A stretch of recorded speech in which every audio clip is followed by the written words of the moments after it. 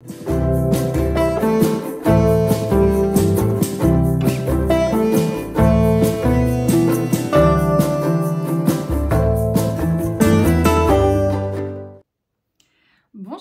je vous retrouve aujourd'hui pour une nouvelle vidéo. C'est une vidéo blabla aujourd'hui que je tourne, donc blabla du mois d'août, mais que je tourne la toute fin juillet.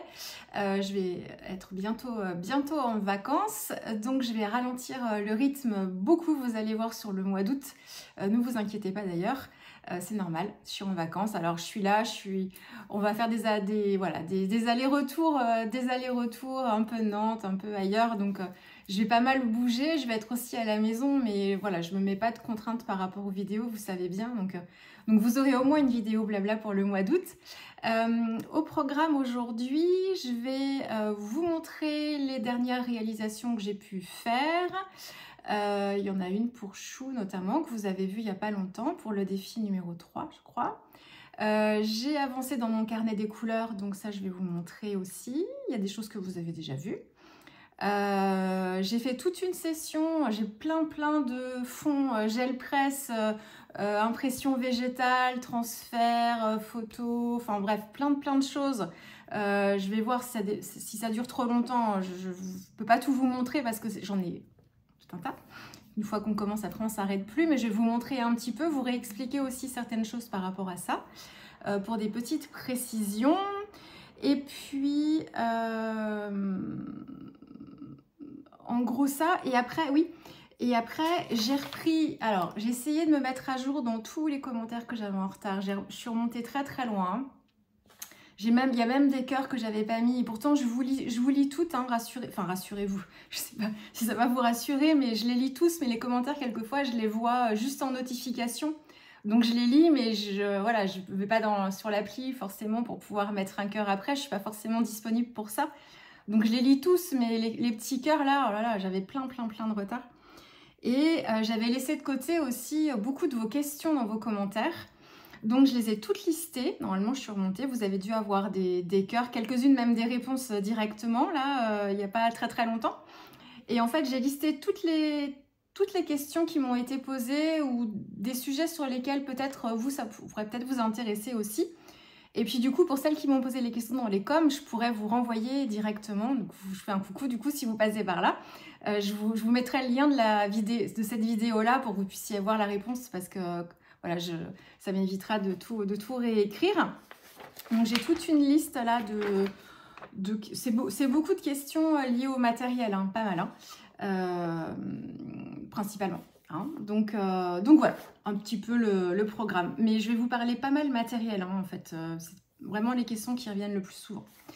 Avant de commencer ça, je voulais juste vous signifier un petit changement, enfin c'est pas un changement, c'est un ajout sous mes vidéos YouTube.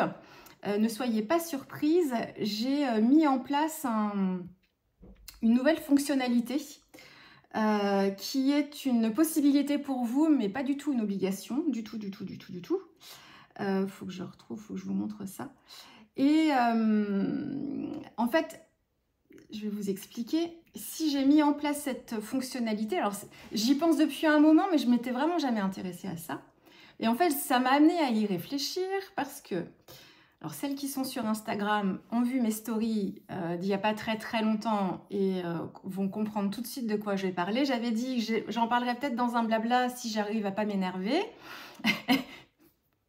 Je vais être zen, rassurez-vous, surtout ici en plus, je ne veux pas du tout m'énerver, mais c'est juste pour repréciser certaines choses. Alors, j'ai reçu un commentaire sous ma dernière vidéo blabla, donc du mois de juillet, un commentaire qui m'a été envoyé quelques heures après la mise en ligne de ma vidéo blabla. C'était le deuxième commentaire que je recevais, le premier était très gentil.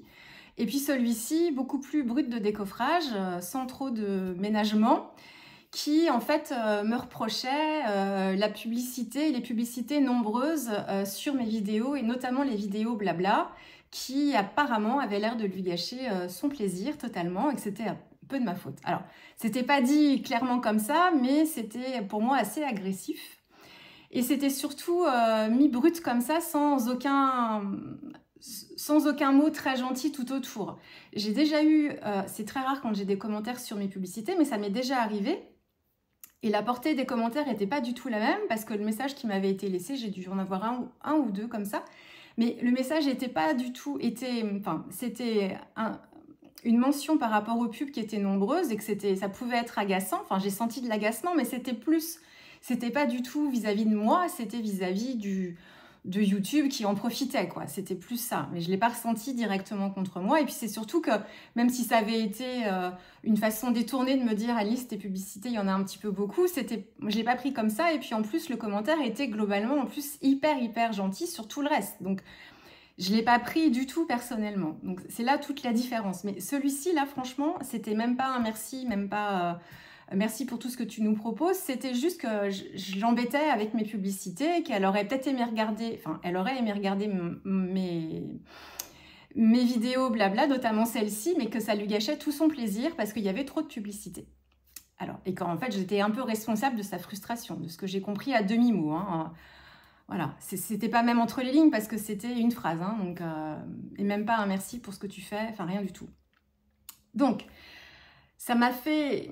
Enfin, j'étais pas très contente sur le moment, mais ce que je veux vous expliquer, vous, pour 99% d'entre vous, même plus que 99%, c'est quelque chose, ce que je vais dire, soit vous le comprenez déjà, ou vous savez déjà tout ce que je vais vous expliquer, vous en doutez, d'accord, c'est une contrainte pour vous, mais que vous acceptez sans aucun problème parce que voilà, vous comprenez pourquoi moi je le fais. Donc pour 99% d'entre vous, ça ne pose aucun problème. Et si ça en pose un, vous me le faites pas savoir déjà. Et puis, je sais pas, vous comprenez parfaitement pourquoi il y en a. Mais bon, il y a un faible pourcentage. La preuve, hein, c'est que la personne ici, elle a perdu du temps à écrire ça. Hein, mais c'est que les revenus publicitaires, quand on monétise sa chaîne, là, tous ces revenus publicitaires, en tout cas pour moi, me permettent d'acheter du matériel. Ça me fait une petite cagnotte pour me permettre d'acheter du matériel que j'aurais peut-être pas forcément acheté si j'avais pas eu cette cagnotte-là. Mettons des produits que j'ai envie de découvrir. Je sais pas si je vais aimer. Le risque, c'est que j'achète et que je me rende compte que finalement, c'est pas pour moi et ça me plaît pas. Mais avec cette cagnotte YouTube, ça me permet de me dire, justement, tiens, cette petite cagnotte-là, ça va me servir à tester les peintures Golden Open, par exemple, qui ont un certain coût en plus. Donc, si en plus ça me plaît pas, alors que là, comme c'est une cagnotte, pour moi, psychologiquement, ça me permet de passer le pas sur certains achats pour ensuite les utiliser et pour ensuite, pour vous en faire des retours sur leur utilisation. Enfin, déjà, je pourrais vous faire des hauls aussi, mais ça, c'est pas trop mon truc ici, mais ça, je pourrais. Mais en plus, je vous les montre et je vous montre comment je les utilise et comment moi, je les incorpore dans mes pratiques. Et tout ce contenu-là que je vous propose, il est totalement gratuit pour vous. Vous ne payez absolument rien, c'est totalement gratuit. Et les seuls revenus que je perçois, ce sont ces revenus YouTube qui sont... Ne vous imaginez pas que ça me fait un SMIC par mois grâce aux revenus YouTube, c'est dérisoire. Hein. C'est vraiment... faut en faire des vues. Alors moi, je fais en moyenne 1500 vues par vidéo. Et j'en fais, si j'en fais 10 dans le mois, c'est des gros mois, j'en fais souvent moins de 10 quand même. Donc, faut pas imaginer que je vais partir en vacances à l'autre bout du monde avec ces revenus YouTube. Hein. En plus, quand on fait les choses correctement, faut déclarer ces revenus-là, on paye des cotisations sociales à l'URSSAF, et puis ensuite on les déclare au fisc. Donc, bon, ça réduit encore le truc. Mais malgré tout, c'est toujours ça de prix. Donc, même si c'est quelques euros grappillés à droite à gauche, au bout d'un moment, ça me fait une petite cagnotte pour pouvoir m'acheter des produits, pour pouvoir vous proposer ensuite du contenu créatif. Donc, ces publicités, je peux comprendre qu'elles soient nombreuses. C'est pas moi qui décide du nombre de pubs dans mes vidéos. Moi, j'ai juste à cliquer pour dire cette vidéo-là, elle a de la publicité ou non, elle n'en a pas. J'ai appris récemment autre chose, je vous en parler après. Mais là, en l'occurrence, moi, pour ma chaîne, si vous voyez de la publicité, c'est parce que j'ai décidé, moi, que sur cette vidéo, il y allait avoir de la publicité. J'en mets systématiquement, de toute façon, parce que je pars du principe que tout ce contenu que je vous propose, c'est du contenu créatif pour vous apprendre des choses, et que ce contenu-là, il est gratuit. Donc, c'est pour ça que je mets les publicités, hein. C'est vraiment juste pour ça. Et par contre, je ne décide pas après du nom de publicité.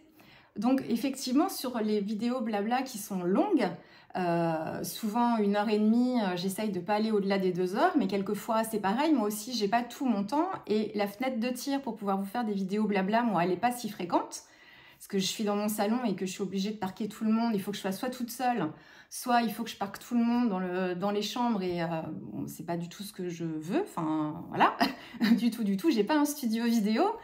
Donc en fait, souvent, quand j'ai des choses à vous dire, quand j'ai une fenêtre de tir, j'en profite. Donc si ça dure 1h30, ça dure 1h30. Mais je ne peux pas faire 3 fois 1 heure dans mon planning, c'est pas possible. Je ne peux pas avoir ce temps-là. Donc le temps créatif derrière, il dérange personne parce que tout le monde peut être avec moi, il n'y a pas de problème. Mais le temps des blabla comme ça face caméra, pour moi, c'est compliqué. Donc effectivement, les vidéos sont longues. Et effectivement, YouTube va ponctuer en fait de spots publicitaires au fur et à mesure de cette vidéo. Et ensuite, plus la vidéo elle est regardée et plus YouTube, parce que lui ce qu'il cherche à faire c'est de maximiser en fait ses revenus publicitaires, et ben plus elle est regardée et plus il va en proposer. Donc peut-être que quand je la publie au début, dans les premières heures, et ben il y a peut-être des pubs, mais pas forcément nombreuses, peut-être toutes les 20 minutes, toutes les demi-heures. Et puis au fur et à mesure que vous allez les regarder, que le nombre de vues va augmenter, il va avoir un intérêt à ces vidéos-là, en fait, et il va proposer plus de publicité. C'est possible, mais moi je ne décide pas de ça, je ne contrôle pas ça. Du tout. Donc, bon, ça, à la limite, c'est ma tambouille. Enfin, c'est ma tambouille, non, parce que je ne maîtrise pas cette partie-là, mais à partir du moment où j'active la monétisation sur ces vidéos-là, oui, effectivement, vous avez des publicités. Ces quelques secondes, enfin, vous avez toutes compris que, en fait, au bout de quelques secondes, vous avez le petit bouton ignorer pour passer la publicité. Hein. Si vous ne l'avez pas vu, effectivement, ça peut durer longtemps, parce que les pubs, elles s'enchaînent tant que vous appuyez pas. Hein. Ou quelquefois, ça s'arrête tout seul, mais souvent, il faut quand même appuyer. Mais alors, donc j'ai bien conscience que ça peut vous polluer et vous frustrer. Et moi qui suis spectatrice aussi de chaînes YouTube qui sont monétisées, donc qui ont de la publicité, je vais pouvoir m'agacer moi aussi. Mais ça ne me viendrait pas à l'idée de m'agacer contre la personne qui me fait en fait la vidéo qui m'intéresse. Ça ne me viendrait pas à l'idée de lui dire écoute, tes publicités ça va bien, moi j'aimerais bien pouvoir consommer ton contenu gratuitement, et puis si tu pouvais pas me mettre de publicité, ça m'arrangerait. Ça me viendrait même pas à l'idée de l'écrire, quoi. Enfin, par contre, ça peut m'agacer, moi aussi. Je dis, oh, grande pub, tac, tac, tac, tac, vite. Et puis, pof, hop, ça passe. Et puis, on retourne au contenu qui nous intéresse. Donc je sais que pour plus de 99% d'entre vous, c'est des contraintes que vous savez, que vous acceptez largement, ça vous pose... Enfin, c'est pas que ça vous pose pas de problème, mais c'est le jeu, quoi. Donc, franchement, puis vous êtes tellement mignonne et tout, donc pour la grosse majorité d'entre vous, il y a vraiment... Ça vous concerne pas du tout, mais après, ça peut peut-être vous expliquer, moi, de mon côté, un petit peu comment ça marche. Donc, j'ai essayé de... Ça m'a fait réfléchir et je me suis dit, c'est quand même gonflé parce que non seulement mon contenu, il est gratuit, je pourrais mettre en place aussi, ça, il y a beaucoup d'artistes qui proposent ça maintenant, un petit peu comme Patreon, qui propose en fait sur leur chaîne YouTube un système d'abonnement payant. C'est-à-dire que alors il y a plusieurs niveaux, c'est un petit peu comme le Patreon, hein, ça marche un peu pareil, sauf que c'est sur YouTube. On est abonné à une chaîne YouTube avec des vidéos qui sont à notre disposition. Et puis en plus, on peut avoir un abonnement payant qui va nous donner accès à des vidéos qui seront en fait juste pour les membres, c'est-à-dire juste pour ceux qui ont payé leur abonnement. Et là, il y a beaucoup de chaînes en fait d'artistes qui proposent ça, principalement des étrangères, mais pas que forcément. Hein. Et en fait, et souvent d'ailleurs, moi je suis abonnée à celle de Suzanne Hart, enfin c'est Suzanne Rose Hart, donc je me suis abonnée là juste au mois de juillet là, pour avoir accès en fait à un contenu qu'elle ne réserve qu'à ses membres. Je vais le faire pendant un mois juste pour regarder et puis ensuite je me désabonnerai et puis je reverrai plus tard sûrement. Et en fait, Suzanne Rose Hart, ce qu'elle propose, c'est elle a en fait des vidéos qui sont en accès libre sur sa chaîne YouTube et elle a en plus le même type de vidéos, c'est le même genre de vidéos mais qui sont accessibles qu'à ses membres. Elle ne change pas sa façon de faire, elle ne change pas son contenu, elle ne change pas ce qu'elle montre. Elle fait des présentations de produits peut-être plus que ce qu'elle ne fait autrement, mais c'est exactement le même type de vidéo, sauf que quand elle fait une page, il y en a certaines qu'elle propose gratuitement et puis il y en a d'autres qu'elle propose dans ce cadre-là d'abonnement. Et ça, moi, ça me pose aucun problème, hein. Je trouve ça très très bien. Mais moi, c'est pas ce que j'ai envie de faire. C'est pas du tout dans mes projets, du tout de vous proposer ça, parce qu'à partir du moment où je vais vous faire payer quelque chose, moi, je sais que ça va changer encore la casquette et je vais me sentir, je vais avoir des obligations envers vous et j'ai pas envie. Moi, c'est juste vous partager ma pratique. Quand j'ai le temps, je fais et ce que je veux et comment je le veux. Et du coup, comme c'est gratuit, justement, ce genre de commentaires, alors vous pouvez me sentir agacée. C'est pas que ça me touche, mais c'est que oui, ça m'agace un peu, mais je prends beaucoup de recul parce que justement, comme c'est gratuit, je vous dois absolument rien. Donc, ça me protège en fait, moi, toute seule. À partir du moment où je vais vous faire payer quelque chose, je serai plus protégée de ça, même si on ne peut pas tout accepter, même en faisant payer, mais je me connais, je sais comment je suis, et pour l'instant, je ne suis pas forcément prête à passer le pas et à réfléchir à du contenu, même si je ne suis pas obligée, l'abonnement de Suzanne Rosart, elle propose pas des choses différentes, hein. C'est comme si moi, par exemple, sur un mois où j'ai une dizaine de vidéos, je vous en propose 3 gratuitement, et puis les 7 autres, qui sont exactement sous le même format, ce seraient des pages d'art journal, des pages d'aquarelle, tout pareil. Mais les 7 autres, elles seraient en fait payantes pour vous, par exemple. Et ça ne changerait pas du tout ma façon de faire, mais moi, je sais que ça changerait des choses pour moi, pour l'instant. Donc, c'est pas prévu que je fasse ça. Donc, rassurez-vous, pour celles qui regardent et pour vous qui êtes toutes mignonnes, je vais pas mettre quelque chose de payant à cause d'un commentaire. C'est pas du tout le but. Par contre, ce que j'ai mis en place, et ça vous coûte rien, enfin, ça vous coûte absolument rien, sauf si vous le voulez. J'ai mis en place le système les Super Thanks. Alors, c'est quelque chose qui existe depuis déjà quelques temps. C'est un système en fait de dons que vous pouvez faire en fait à vos créateurs préférés pour les soutenir. Donc, en fait, vous avez là sous mes vidéos, là c'est la dernière... ça, c'est une capture d'écran. La dernière vidéo que j'ai faite avec Alice au Pays des Merveilles, là, en acrylique. Et vous avez un petit bouton, maintenant, que vous allez avoir sous chacune de mes vidéos. Je ne sais pas si vous verrez bien. Merci avec un petit cœur. Et si vous cliquez dessus, hop, ça vous ouvre... Alors, je vais essayer. Ça vous ouvre en fait une fenêtre de dons avec des propositions de dons, puis vous pouvez après mettre ce que vous voulez. Et donc, c'est une possibilité pour vous, si vous voulez, en fait, il y a une vidéo qui vous a beaucoup plu, qui vous a vraiment intéressé et que vous trouvez que ça mérite une récompense financière et vous avez la possibilité de le faire. La possibilité de le faire comme la possibilité de continuer à regarder mes vidéos tranquillement sans rien donner. Enfin, je n'attends absolument rien. C'est juste une fonction qui prend en tant que créateur de vidéos, pour moi, juste une case à cocher dans mes profils là, de monétisation. Il y a un truc en plus pour les Super Thanks, je coche juste en fait cette case-là. Ça ouvre la possibilité sous chacune de mes vidéos. J'ai même pas à intervenir sur chaque vidéo. La monétisation, enfin la publicité, il faut décider à chaque fois qu'on met une vidéo en ligne, il faut cliquer pour dire si on active la pub ou pas.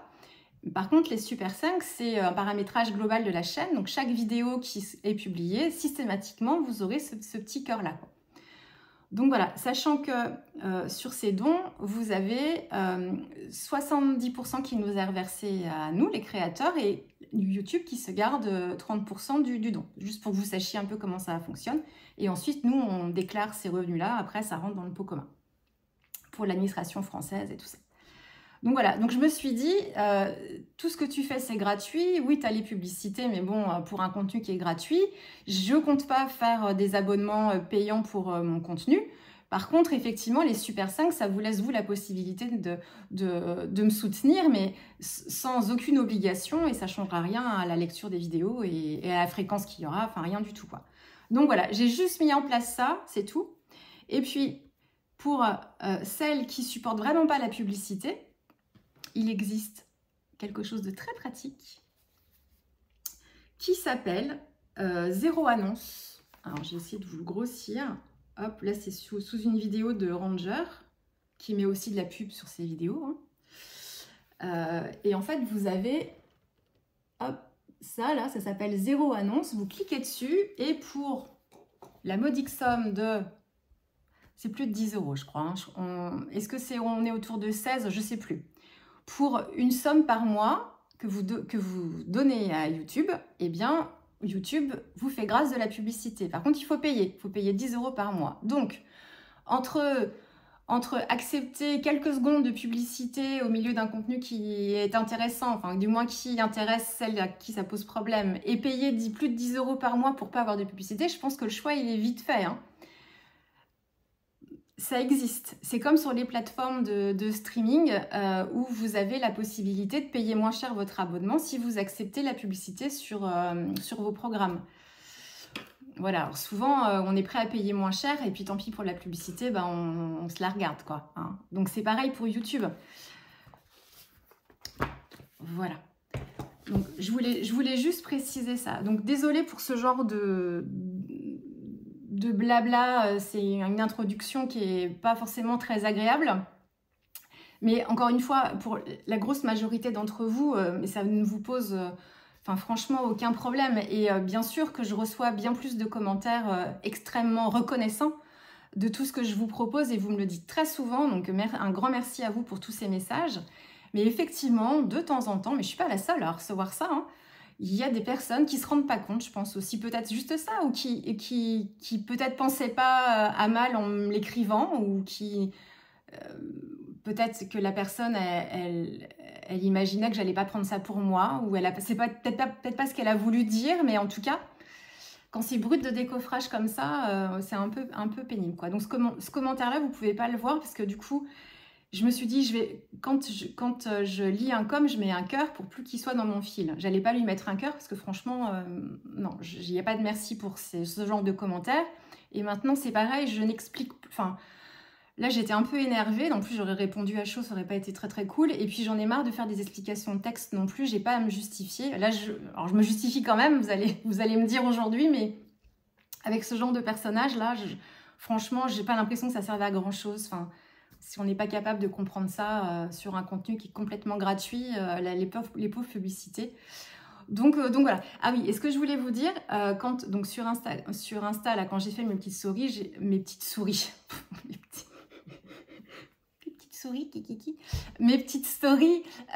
j'ai eu plein de réponses. Alors je le faisais pas spécialement pour avoir vos retours parce que, enfin, d'un côté ça m'a rassurée, j'avais pas de doute, mais ça m'a rassurée quand même sur ce que vous pensiez. Mais j'ai l'une d'entre vous qui me disait que elle, qui a une chaîne YouTube, qui ne rentre pas dans les critères encore, parce que pour pouvoir monétiser sa chaîne, il faut respecter, avoir un nombre minimum d'abonnés et un nombre minimum de vues totales depuis l'ouverture de sa chaîne.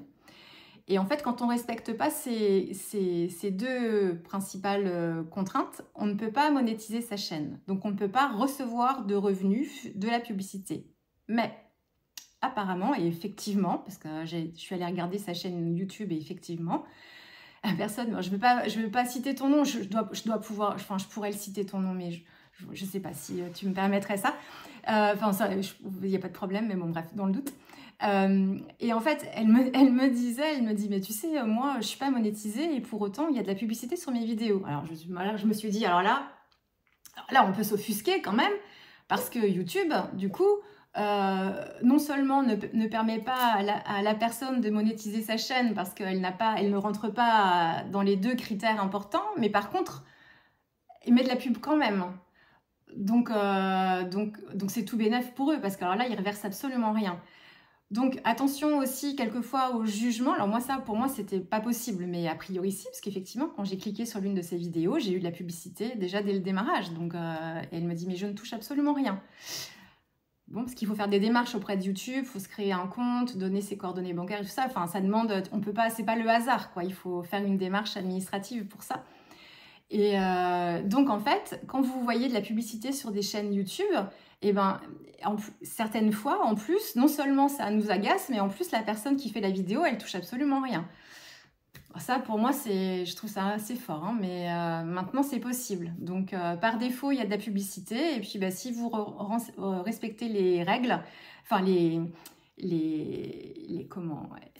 pas les contraintes, mais vous voyez, aussi le règlement, bah, vous touchez des trucs. Et puis, un peu, en plus, des clopinettes. mais quand même ça te prix, autrement on le ferait pas. Hein. Et par contre, YouTube, lui, voilà, en profite bien. Donc voilà, donc il n'est pas du tout prévu que je change quoi que ce soit à ma façon de faire, ni dans un sens ni dans l'autre, ni que je fasse payer en fait un abonnement pour certaines de mes vidéos, ni que j'arrête la publicité sur mes vidéos non plus. Moi en tant que spectatrice, je l'accepte complètement des autres chaînes YouTube, donc je n'ai pas de raison moi de mon côté de faire quoi que ce soit, surtout pour un commentaire désagréable. Par contre, les Super Thanks, donc les merci, ça effectivement c'est une fonctionnalité de YouTube que j'ai activée, mais que vous n'êtes pas du tout obligé de faire, pas du tout, aucunement. Et après, si vous voulez me soutenir sans forcément faire de dons, en fait, c'est plus mes vidéos elles vont être regardées, plus je vais avoir des revenus liés à la publicité, parce que c'est mes seuls revenus. Et donc, plus ça va m'aider à pouvoir faire des cagnottes et acheter du matériel derrière. Donc, pour que mes vidéos, elles soient en fait le plus vues, il faut que YouTube puisse les proposer en fait en suggestion de vidéos. Donc ça, c'est comme Instagram. Le problème, c'est l'algorithme de YouTube, qui est peut-être pas aussi pénible que celui d'Instagram, mais qui commence à le devenir. Et en fait, là encore, YouTube, il quantifie en fait l'intérêt que les vidéos ont pour les gens. Donc en fait, pour favoriser en fait la mise en avant de nos vidéos, moi et toutes les autres, hein, enfin tous les autres nous tous qui avons des chaînes YouTube, et puis bon, moi je parle pour celles qui font des vidéos plus dans la partie art créatif, quoi. Enfin, mais pour nous soutenir, en fait, sans même parler de dons, c'est de ne pas hésiter à mettre des likes, parce que ça va donner une indication à YouTube comme quoi la vidéo, elle est appréciée. De ne pas hésiter effectivement à les regarder, mais c'est à la fois le taux de clic, c'est-à-dire que YouTube mesure en fait quand une vidéo est suggérée, le taux de clic, combien de personnes vont cliquer quand on va avoir la suggestion de la vidéo.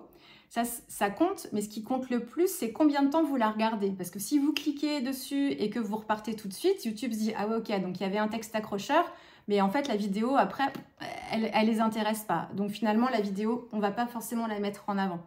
Donc en fait, ce qui compte, c'est les petits pouces en l'air, c'est vrai que ça marche bien, c'est le taux de clic et c'est ensuite combien de temps vous la regardez. Plus vous la regardez jusqu'au bout et plus ça rentre dans les statistiques de YouTube comme des indicateurs positifs. Et plus YouTube va ensuite les proposer votre vidéo à en fait un panel de personnes qui n'est pas forcément abonné à votre chaîne. Et c'est ce qui va permettre de faire grossir le nombre de vues et grossir aussi le nombre d'abonnés, les likes potentiels, et voilà. Et donc plus la vidéo est regardée, parce que c'est quand même le nombre de vues qui compte, même si ça ne fait pas tout, parce que ça ne suffit pas, mais c'est quand même un bon indicateur. Et bien plus la vidéo va être regardée et plus en fait effectivement nous on touchera de revenus sur les publicités. Ça marche un petit peu comme ça. Donc si vous voulez soutenir moi mais tous les autres, hein, sans que ça vous coûte quoi que ce soit, c'est les pouces en l'air effectivement, c'est le partage des vidéos aussi, il ne faut pas hésiter à les partager sur vos réseaux sociaux, à mettre les liens pour que les gens aillent cliquer, aillent voir et tout ça. Donc ça, c'est des choses que vous pouvez faire pour nous aider, en fait, si vous voulez nous aider à augmenter le nombre de vues. Moi, je trouve que depuis 6-7 mois, on va dire, est-ce qu'on va dire un an, à peu près un an, je pense que je ne suis pas la seule comme ça. Le nombre de vues a pas mal baissé. Alors, je parle du nombre de vues sur mes vidéos type aquarelle parce que c'est ce qui vous intéresse le plus ici, parce que ma communauté, je vous l'avais déjà expliqué, elle s'est construite principalement sur le scrapbooking, mais surtout l'aquarelle dans le scrap et l'aquarelle dans l'art journal. Donc c'est normal que les vidéos qui soient liées au mix média, elles fassent un peu moins de vues, quoique ça dépend, il y en a qui vous intéressent, enfin plus que d'autres, mais c'est normal que le mix média, ça fasse moins de vues parce que c'est pas forcément mon audience, c'est pas forcément sur ce créneau-là. Donc ça, je le comprends, mais sur des vidéos pure aquarelle ou technique d'art journal aquarelle, en moyenne, en fait, j'ai un nombre de vues qui est pas aussi important que les années précédentes. Et le nombre d'abonnés, c'est pareil, il augmente, mais de façon beaucoup moins importante là, tous les mois. Donc ça pour moi c'est pas, enfin je cherche pas à en faire mon travail. YouTube c'est pas une vitrine pour moi pour vendre après quelque chose derrière. C'est ni ma profession ni quelque chose que je veux développer en tant qu'activité complémentaire à mon travail de salarié. Donc, moi, c'est pas grave, je continue à faire ce que j'ai envie de faire, et puis tant pis si le nombre d'abonnés augmente pas. Mais c'est pour vous expliquer aussi que YouTube change l'algorithme et change ses règles et devient de plus en plus exigeant. Et si on ne respecte pas, moi, mes petites vignettes ne sont pas forcément accrocheuses parce que ça m'intéresse pas en fait de passer du temps à essayer de trouver des trucs qui accrochent l'œil. Moi, c'est pas ce que je préfère faire du tout. Donc, je fais des vignettes et tout qui vont me plaire, mais elles sont pas spécialement travaillées pour vous attirer sur les vidéos. Et puis, c'est pareil, mes titres de vidéos, c'est le truc qui me saoule le plus parce que je sais jamais quoi mettre. Et j'ai pas envie de vous faire des titres accrocheurs s'il n'y a pas lieu. Enfin, ce qui marche très bien, c'est les 5 meilleurs conseils pour faire de l'aquarelle, une méthode révolutionnaire pour apprendre ceci, vous ne raterez plus jamais vos fonds. Enfin, voilà, ça fonctionne bien. Les vidéos mises au point, coup de gueule, point sur les i, tout ça, ça fonctionne très très bien. Moi, c'est pas mon créneau. Enfin, et puis ça me... Après, quelquefois, quand il y a des vidéos qui amènent ça facilement, bah, effectivement, je vais pouvoir vous faire un titre qui soit dans ce genre-là. Est-ce qu'il attire plus de monde?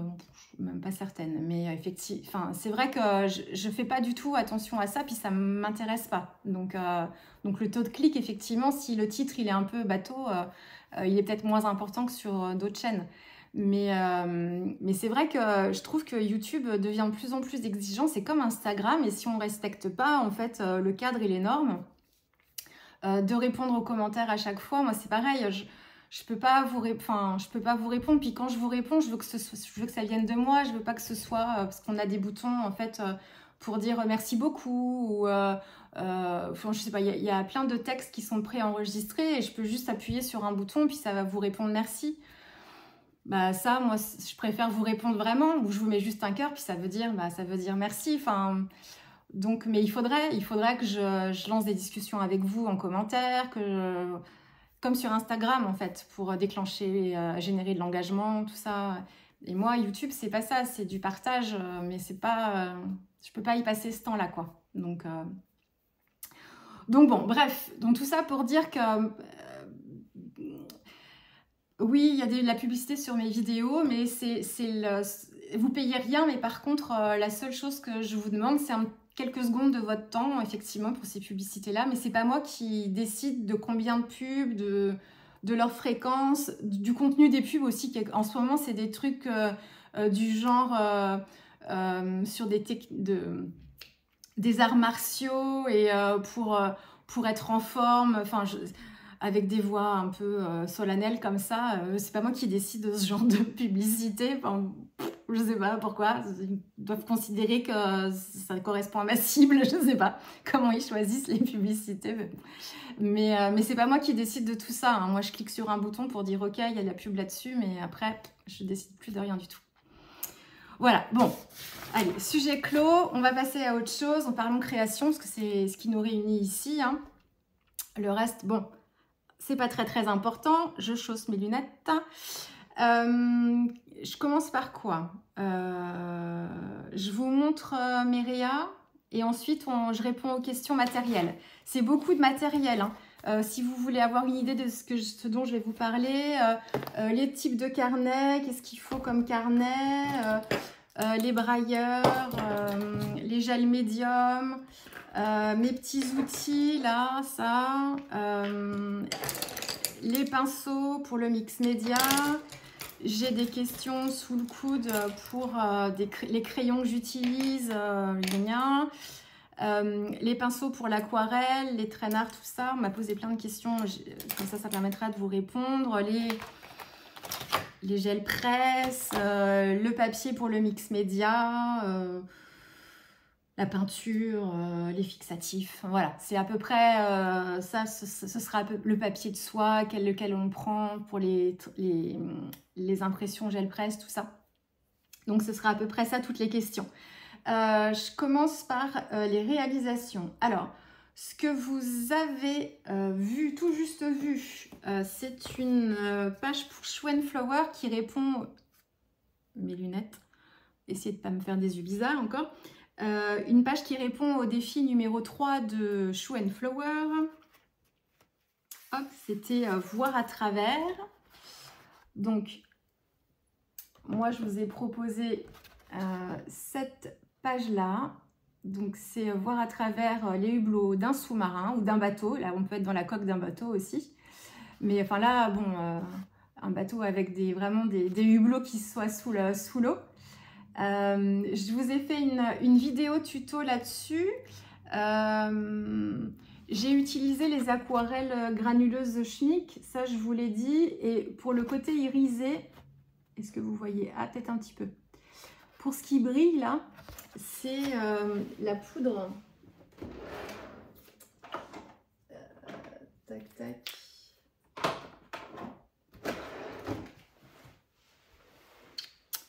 Ce sont les aquabronzes. Donc celle que j'ai utilisée, c'est celle-ci, c'est l'aquabronze argenté. Donc ça, on est sur on n'est pas sur du mica, donc on n'est pas sur c'est pas les mêmes produits que les Magical, ça n'a pas ou les infusions, les poudres de pigments, ça n'a pas de couleur, ça n'a pas de couleur à proprement parler, donc il n'y a pas de colorant à l'intérieur. C'est en fait une poudre de métal. Donc là, c'est métal argenté. Moi, j'ai ensuite 2 métals dorés. J'ai un or pâle riche et un or riche. Ça, c'est l'or riche. Et ça, c'est l'or pâle riche. Parce que je crois qu'il doit y avoir encore un troisième type d'or. Après, il y a le cuivré et tout ça. Donc là, on est sur c'est des poudres, mais c'est de la poudre de métal. Donc quand vous mettez de l'eau dedans, quand vous regardez dans mes vidéos là, quand je mets de l'eau dedans, en fait, ça me fait comme si le métal était, comme si j'avais un métal liquide, fondu. Elles sont assez particulières à utiliser. Moi, je vous conseille de pas trop mettre d'eau parce que elles sont difficiles d'utilisation si on met trop d'eau. Enfin, moi, je trouve, si vous voulez quelque chose d'opaque, il faut vraiment, avec une petite pipette, en fait, vous venez mettre un petit peu d'eau pour diluer tout ça. Vous pouvez les mélanger à vos aquarelles. Attention, je vous conseille de faire un jus, de prendre votre aquarelle dans un petit contenant, de faire un jus et ensuite de mettre les poudres, mais de ne pas reprendre d'aquarelle après, parce que vous allez avoir plein de cette poudre, en fait, métallique, dans les poils de votre pinceau. Vous allez en mettre dans vos godets et pour les enlever après c'est hyper galère, hein. C'est pire que les aquarelles irisées par exemple, franchement c'est vraiment un produit particulier, mais par contre il est super pratique et assez intéressant. Moi je l'aime bien vraiment mélanger avec des aquarelles, et autrement tout seul comme ça s'il est bien épais. Sinon mélanger avec de l'eau, où il faut que je fasse ça sur une couleur déjà, enfin sur un lavis déjà, enfin sur un fond déjà coloré, parce que directement sur le papier, du coup il y a le côté métal, le côté métallisé. En fait, le souci c'est que quand c'est dans la lumière c'est très beau parce que du coup il y a le côté métal, ça brille. Par contre, dès que c'est dans l'ombre, il y a un côté très sale en fait. Et ça, moi sur du blanc, enfin sur un fond blanc, j'aime pas du tout ça. Donc par contre, sur un fond qui est coloré, ça me dérangera moins. Donc voilà, donc tout ce que vous voyez en fait ici en métallisé sur le fond, c'est cet aquabronze. Là. Vous avez, alors l'aquabronze, c'est principalement pour être utilisé avec de l'aquarelle, mais en fait, vous pouvez mélanger ça à n'importe quel médium. Si vous mélangez ça à un médium mat, c'est-à-dire du fluide mat, je ne suis pas certaine que vous ayez un effet... ça brillera pas trop, quoi. Le côté mat, il va atténuer en fait le côté brillant. Mais vous aurez un côté métallique, mais ça marche pas super bien. Par contre, mais enfin, ça marche quand même, je veux dire. Sur votre gel presse, vous pouvez en saupoudrer un petit peu aussi. Vous mettez, pareil, une couche d'acrylique un peu claire. Et puis, vous allez avoir des effets aussi de brillance comme ça. Mais il existe chez Schmincks toujours les mêmes produits, mais spéciaux pour les peintures à l'huile, par exemple, à rajouter aux peintures à l'huile. Et il me semble pour l'acrylique aussi, je me demande s'il n'existe pas une gamme dans le même genre. Alors, c'est pas Aqua Bronze, enfin, je crois pas que ça s'appelle Aqua, du coup, mais qu'on peut mélanger avec des gels, des liants et tout ça. Mais bon, moi, mon Géant des Beaux-Arts, ils les ont pas. Par contre, sur le site internet, ils ont presque tout, hein, donc peut-être. Mais l'aquabronze, ça peut suffire aussi avec plein d'autres médiums que l'aquarelle quand même. Hein. Donc voilà, j'ai adoré reprendre ma petite baigneuse. Ça, c'était la collection nautique d'il y a plusieurs années. Est-ce qu'il reste encore certains produits en stock? Peut-être dans les fonds de tiroir, j'allais dire de Chou, mais sur le site internet de Chou & Flower, vous avez les fins de série. Alors, il se peut très bien qu'il reste encore quelques planches avec cette nageuse, mais c'est pas dit, hein, parce que c'est une planche qui est assez ancienne, mais j'ai été super contente de la reprendre. Je vais vous chercher, je vous l'ai montré dans la vidéo, mais je vais vous la rechercher. Ça m'a rappelé celle que j'avais faite.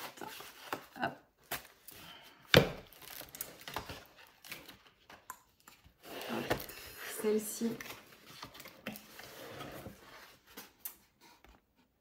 Et ça, mais qu'est-ce que j'ai aimé faire ça. Ce que j'adore aussi, ce que je vous dis dans la vidéo tuto, hein, ce que je vous montre, cette page-là au démarrage de la vidéo, c'était le combo couleur que j'ai choisi. Je sais pas pourquoi je suis partie sur ce rose. Je devais avoir, je sais pas. Est-ce que je venais d'acheter une aquarelle de cette couleur-là? Parce qu'il n'y a pas que de l'aquarelle, là, il y a un peu de tout. Hein. Je mixais bien plus de choses à l'époque. Il y a des magical, il y a un peu de tout. Est-ce que je venais de recevoir cette aquarelle-là et que je me suis dit, tiens, ah bah tiens, t'as qu'à faire une page un peu monochrome comme ça, dans les fonds marins, mais on a l'impression qu'elle est sur une autre planète. Et en fait, j'ai adoré, quand j'ai vu l'idée du défi, la voir à travers, j'avais dans la tête de faire déjà une réa avec ce hublot-là répété 3 fois. Et je me dis, bah voir à travers, j'aimerais bien reprendre ma petite nageuse, là, ma petite baigneuse, ma plongeuse, et puis refaire un truc dans cet esprit-là. Donc on est beaucoup moins dans la lumière, là, hein, c'est beaucoup moins lumineux, mais on est derrière le hublot, quoi. Hein. Donc ça, vous avez un tuto pour ça. C'est la seule aquarelle que j'ai faite depuis le dernier blabla. Hein. Les autres, vous les avez vus. De toute façon, parce que je vous les ai déjà montrés. L'encre, vous l'avez vu. En plus, mon album n'est pas accessible là. Mais vous l'avez déjà vu dans le blabla la dernière fois. Il y avait le linge à sécher que vous avez vu. Et j'avais travaillé la double page. C'était pour un défi chou aussi de l'été, là, avec le petit pola et puis l'inspiration un peu carte postale. Donc voilà, mais j'ai pas fait beaucoup d'aquarelle parce que j'ai repris mon carnet des couleurs. Donc, je vais passer à ça maintenant. Le pèlerin aussi, j'ai fait des trucs dedans, un peu. Mais mon carnet des couleurs, hop, je l'ai repris. Alors, ma table est super encombrée parce que j'ai sorti plein de trucs à vous montrer. Je ne sais pas si j'aurai le temps. 43 minutes. Super. Elle durera le temps qu'elle durera, encore une fois. Hein. Comme en plus, si vous n'avez pas beaucoup de vidéos en août, comme ça, vous pourrez la reprendre en plusieurs fois. Ça vous fera, vous distillerez jusqu'au bout du mois, si vous voulez, une demi-heure par demi-heure. Alors, moi, j'en étais restée au gris.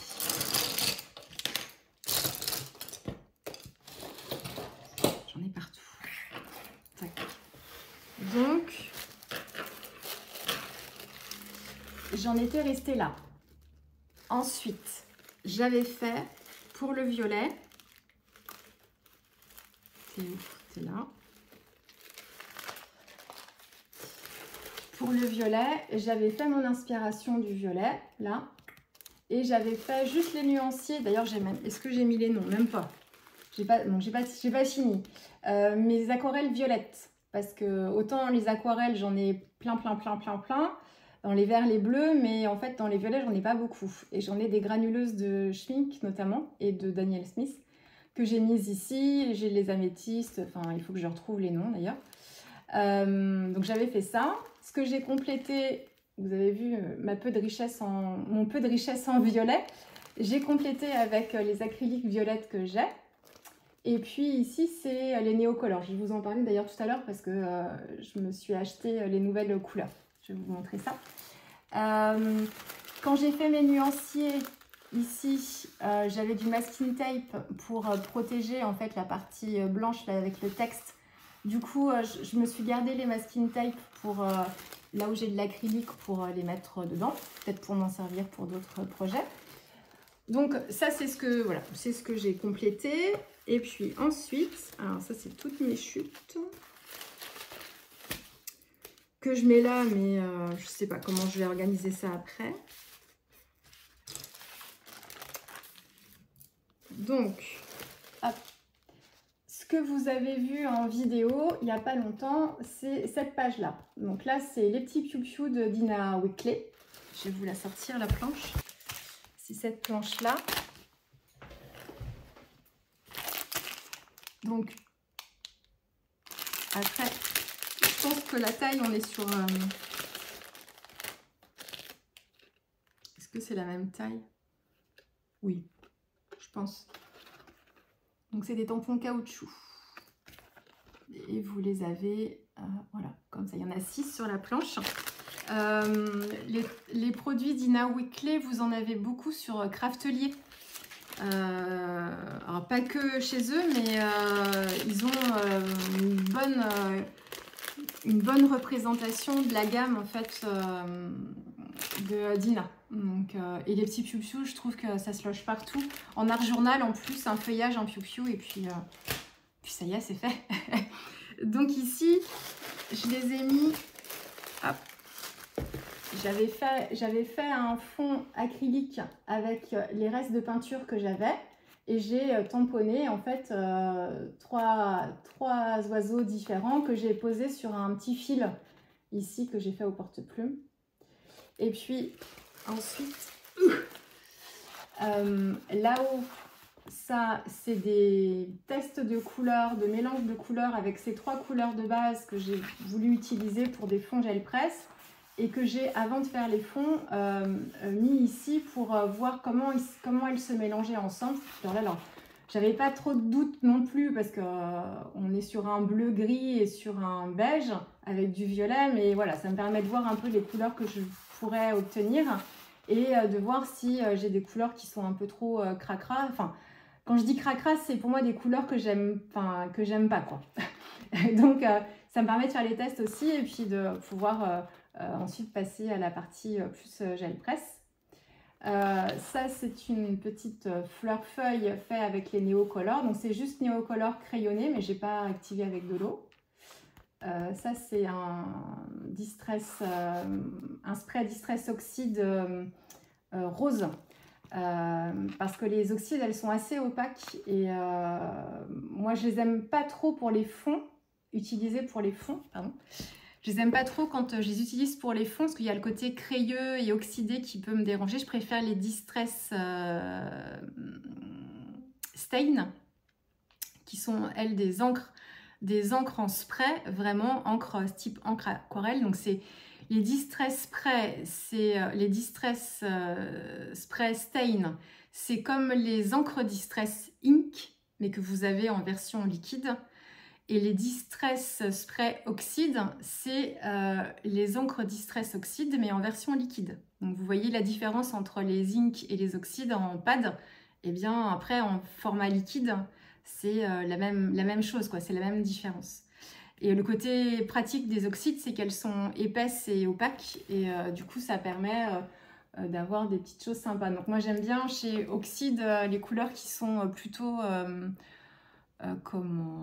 neutre et un peu pâle, quoi. Là c'est le Tartrade rose que j'ai utilisé ici. En dessous là, ça c'est, et puis ce que vous avez aussi là, tac tac, c'est des chutes d'un papier que j'ai utilisé derrière. C'est pareil, c'était pour récupérer en fait un reste d'acrylique que j'avais et je me suis fait un fond et j'ai découpé une carte à l'intérieur. Ça, vous l'avez vu dans mon précédent blabla, c'est de l'aquarelle suivant en fait des techniques de l'aquarelliste Mirgli. Et puis ici, ce que j'ai laissé, c'est des marques avec l'acrylique pourpre dioxazine et des coups de pinceau sur un papier type papier de soie. Que je laisse là, mais que je pourrais utiliser dans des fonds. Voilà, je peux en garder qu'un bout, là ça fait c'est un grand bout pour pas grand chose, mais si je veux utiliser une partie de ça, voilà, je peux garder juste un petit échantillon et puis utiliser le reste pour une page d'art journal. Donc voilà, ensuite pour le violet, hop, ça vous ne l'avez pas vu du tout. Vous avez ici, alors est-ce que j'ai gardé mon inspiration? Alors, mon violet. Oui. Je vais l'enlever et vous montrer. Alors, pour ça, vous auriez dû avoir une vidéo, mais mauvaise manip de ma part. Il y a tout un pan de vidéos que j'ai supprimé sur mon tel, et du coup, dans mon logiciel de montage, bah, j'avais la fin, mais pas le début. Donc, autant vous dire que vous n'aviez pas l'essentiel, quoi. Donc, je suis désolée. Mais c'est dommage parce que, bon, bref, je vais pas vous frustrer de vous dire c'est dommage, c'était vachement intéressant. Mais bon, j'aurai l'occasion d'en faire d'autres. Donc, mon inspiration, c'était cette photo-là, enfin cette peinture, donc trouvée sur Pinterest. Et ensuite, j'ai tenté de reproduire, dans l'esprit cette photo-là. Donc, vous allez retrouver l'esprit des arbres. Le côté un peu du ciel, là, du fond un peu neutre, beige, beige grisé un peu. Moi, je l'ai fait plutôt beige bleuté. Il y a le bleu un petit peu en dessous, là. Et puis sur le sol, moi, je suis plus partie avec mes verts parce que c'est un combo couleur que j'aime beaucoup avec le violet, qui est une couleur que j'utilise très, très peu. Et ça, on aura l'occasion d'en reparler. C'était l'une de vos questions, d'ailleurs, sur les histoires de couleurs. Et donc, alors là encore, tout comme Alice que vous allez voir après, je partais mais assez défaitiste, hein, me disant oh là là, c'est un paysage à l'acrylique, t'as jamais fait ça, tu vas pas y arriver, c'est trop compliqué, t'as pas de technique, tu sais pas trop comment tu vas t'y prendre, qu'est-ce que c'est pénible d'être comme ça. Et en fait, bah, quand même, je me suis lancée mine de rien en me disant de toute façon, c'est ce que je vous expliquais dans la vidéo. Pardon. J'ai commencé en fait en me faisant juste un fond avec des strates, l'esprit du ciel et puis ensuite l'esprit de verdure et de campagne de végétation avec différents verts et notamment les peintures open. Ces peintures là.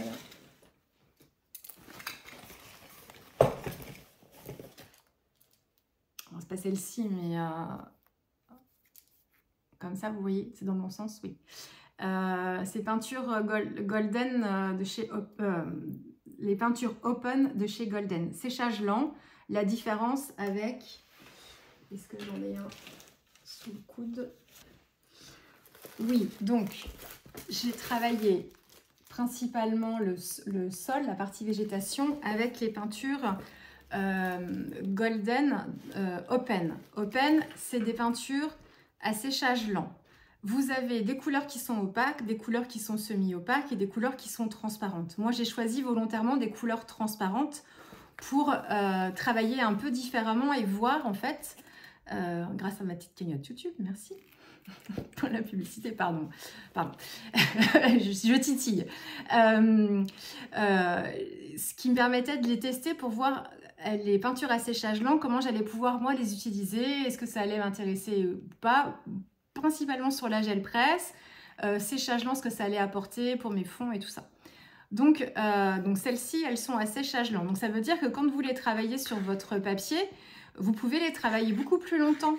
Elles vont s'étirer plus, le problème de l'acrylique, souvent quand on démarre, enfin moi c'était mon souci, c'est que comme l'acrylique ça sèche relativement vite, surtout quand on utilise les acryliques qui sont assez épaisses comme celle de Heavy Body par exemple, de Liquitex, eh bien elles sèchent très très vite. Donc on a à peine le temps de les étirer que c'est déjà sec et pour fondre des couleurs ensemble c'est compliqué. Alors qu'avec ces peintures-là, Open, comme elles sont à séchage lent, on a le temps en fait de les mélanger ensemble. Alors quelquefois on a trop le temps parce que ça sèche pas vite. Donc après, quand on veut faire une couche en plus par-dessus, bah, soit faut attendre très longtemps, enfin très longtemps, je sais même pas d'ailleurs. Moi je suis la folle du heat gun, hein, donc je dégaine le heat gun assez rapidement. Mais comment, ça a des côtés assez pratiques. Donc là en fait ici, je voulais voir un petit peu comment je pouvais travailler avec, donc j'ai fait principalement ce fond-là, le bas vert, avec mes peintures Golden Open. Chez Golden, vous avez, c'est l'occasion que je vous en parle, ça je vais vous montrer, vous avez ces peintures-là, cette série-là de peintures Golden, c'est des peintures type Heavy Body de chez Liquitex, c'est-à-dire qu'elles sont assez épaisses. On est sur une viscosité qui est, oui, comme les Heavy Body, comme les peintures Sennelier extra fines. On n'est pas dans la gamme des abstracts de Sennelier qui sont un poil plus molles. Donc ça, c'est Golden. Vous avez des couleurs opaques. Moi, c'est celles que je préfère quand je travaille avec ce type de peinture-là. J'aime moins les transparentes parce que je cherche des effets de couvrance. Donc voilà, mais il y a des couleurs transparentes, semi-transparentes, enfin, voilà, comme pour les autres peintures. Donc ça sèche relativement vite, ça sèche très lentement. Ensuite, vous avez toujours chez Golden des fluides, elles s'appellent comme ça, fluides. Ici, c'est, comment il s'appelle, le violet quinacridone. Ce qui m'a servi, c'est une couleur que j'aime beaucoup, qui m'a servi à faire toutes les touches. Hein. On est presque proche du magenta, hein, les couleurs les plus vives. Et puis la fleur aussi, le cœur de la fleur, là, il est fait avec cette couleur-là. Et puis tout le fond de cette page-là. Donc celles-ci, elles sont fluides, mais elles sont un peu comme les Amsterdam. Peut-être un poil plus fluide que les Amsterdam, mais c'est pas liquide. C'est fluide. Bon, donc en fait, on a ça, épaisse, ça, moyennement épaisse, ça, c'est épais, mais c'est plus le côté séchage lent qu'autre chose. On est un peu dans ces deux gammes-là, là. Et puis ensuite, on a les... comment elles s'appellent? Voilà, c'est bien ça, les High Flow. C'est marqué ici. High Flow. Ça, en fait, c'est vraiment très liquide, très liquide. Et c'est ce que je mets, parce que j'ai testé les deux. Au début, je pensais que ça, fluide, ça pouvait aller dans ces petits flacons-là, tel quel. Je me suis vite rendu compte que ça bourrait et que, en fait, ma peinture, elle avait du mal à sortir, ça sortait du bouchon, enfin, c'était pas bien du tout. Mais en fait, c'est parce que c'était pas cette variété-là de peinture qu'il me fallait, c'était cette série-là, c'est High Flow. Sur Amazon, je les trouve pas ailleurs. Alors, le Géant des Beaux-Arts, sur leur site internet, ils ont bien plus, ce que je vous redis, ils ont bien plus de choses, j'ai pas regardé. Je suis allée à la facilité, je suis allée sur Amazon. Mais, et donc ça, c'est très liquide. C'est vraiment, c'est pas comme de l'eau, mais si vous entendez, mais alors que celle-ci, on sent que c'est plus épais, quoi. Et c'est ce que je mets dans ces petits flacons là. Ça, c'est VSN Créative. Ça, je remercie Eugénie pour ses précieux conseils. Bon, elle n'est pas la seule à les utiliser, mais souvent quand même. C'est des flacons avec des pipettes en fait très fines. On utilise ça pour la colle liquide aussi, pour faire des petits points de colle. Faut pas que je m'amuse trop parce que tout va dégouliner. Et ça permet de pouvoir écrire avec, par exemple. Et donc là, en fait, avec les High Flow, ben, ça marche impeccable. J'ai bien vu la différence. Donc j'ai tout transvasé, nettoyé pour bien remettre comme il faut. Bien sûr, sans mes lunettes, je ne vais pas réussir à les remettre. Donc voilà, donc chez Golden, en fait, vous avez plein de sortes de peintures différentes qui sont bien sûr, malheureusement, tout aussi intéressantes, mais qui ne vont pas nous servir à faire les mêmes choses. Ça se remet très bien normalement, hein. Oui, voilà. Hop. Donc, voilà, ça c'était le petit point matériel de chez Golden. Clac, clac. Donc ouais, j'ai commencé par faire le fond et le fond me plaisait beaucoup. Et c'est après la partie plus arbre, c'est ça qui me faisait le plus peur. Et bon, je me suis lancée quand même parce que j'ai essayé d'avoir un peu confiance dans tout ce que j'avais fait avant, même si ce n'était pas des paysages. Et puis, malgré tout, c'est ce que je vous dis, il y a toujours les techniques artistiques, en fait, elles se complètent toutes les unes les autres. Donc, moi qui ai fait beaucoup d'aquarelles, et là, les paysages à l'aquarelle et les arbres, j'en ai fait plein. En fait, mon process créatif, il était assez proche de ce que je fais quand je fais de l'aquarelle, notamment pour travailler les effets de feuilles sur mes arbres. C'est ni plus ni moins que des touches, des coups de pinceau. Donc, la technique, le geste, il est le même. Après, c'est juste, il faut juste se dire par rapport là, c'est pareil, je fais tellement d'acrylique depuis 1 an, mais j'ai pas commencé que l'année dernière, hein, j'ai commencé bien avant. Du coup, il y a plein de choses que j'ai apprises sans forcément me valoriser ça. Enfin, je me rends compte aussi. Et en fait, j'ai pas de base apprise avec des profs. Par contre, j'ai tout un tas d'expériences plus ou moins concluantes d'ailleurs. Surtout au début, on s'agace un peu. Mais en fait, en essayant de réfléchir à tout ce que j'ai pu faire, toutes les erreurs, je vous parle beaucoup d'erreurs qui sont des apprentissages plus que des erreurs, ça m'a permis de me dire, de réfléchir. En fait, ces pages-là, elles sont beaucoup plus réfléchies parce que du coup, je suis obligée de piocher, oui, dans mon expérience pour essayer d'éviter de faire le moins d'erreurs possible. Et je me suis dit, déjà, donc ton fond, ok, c'est bon. Ensuite, tes arbres, c'est quoi la difficulté? Qu'est-ce qui va te sembler compliqué, là? Et je me suis dit, bah, si je travaille directement sur mon fond, bon, il était clair, mais je me suis dit, bah, tu vas peut-être perdre en lumière. Peut-être que tes arbres, ils vont être un peu ternes. Donc, qu'est-ce que j'ai fait? L'acrylique, c'est l'avantage, c'est que j'ai utilisé en fait du blanc et j'ai déjà délimité dans ma partie ciel des zones de blanc avec des coups de pinceau, comme des nuages en fait, j'ai fait, avec une acrylique blanche opaque. J'aurais utilisé une acrylique blanche transparente, parce qu'il y en a qui sont plus ou moins épaisses et opaques. Bah, j'aurais pas eu forcément cet effet-là, donc j'ai bien choisi dans tout mon matériel, aussi à force de l'avoir utilisé, je finis par connaître les avantages et les inconvénients de chacun. Et donc j'ai choisi dans mes acryliques, une acrylique de chez, j'ai dû prendre chez Sennelier, mais j'aurais pu prendre aussi Golden en blanc de titane, je pense, mais celle de Sennelier, elle était quand même pas mal opaque, et du coup assez épaisse aussi. Et en fait, je me suis délimité chacun de mes arbres en faisant en fait des coups de pinceau comme des nuages pour dire j'ai un arbre ici, j'ai un arbre là, un autre là et un autre là. Et du coup, je pars sur une base blanche. C'est l'avantage de l'acrylique, c'est qu'en fait, on peut rééclaircir sur un fond qui peut être foncé. Bon là, il était clair, mais... Et puis une fois que j'ai fait ça, donc j'étais bien contente. Bon, super, c'est des nuages, génial.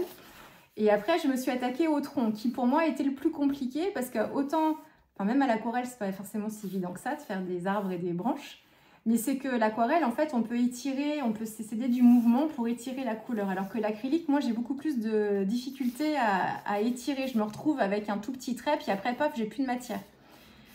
Donc, je suis partie, enfin, j'ai démarré par les troncs et les branches pour me dire, débarrasse-toi de ce qui t'embête le plus. Et puis le reste, tu sais que, bon, les coups de pinceau, ça devrait le faire. Mais les troncs, c'était ce qui me permettait de bien dire que c'était des arbres. Et c'est aussi tout ce qui fait la particularité de cette peinture, c'est ces troncs très très fins avec des toutes petites branches qui vont soutenir en fait des grosses masses de feuilles. Donc je me suis dit, si tu commences par faire ça, et si tu y arrives, bah, le reste ce sera de la détente. Donc j'ai utilisé pour ça un pinceau traînard pour m'aider, parce que je sais qu'avec ces pinceaux-là, je me sens plus à l'aise en aquarelle. Donc là, j'ai utilisé, c'est pas spécialement un pinceau aquarelle, c'est un pinceau...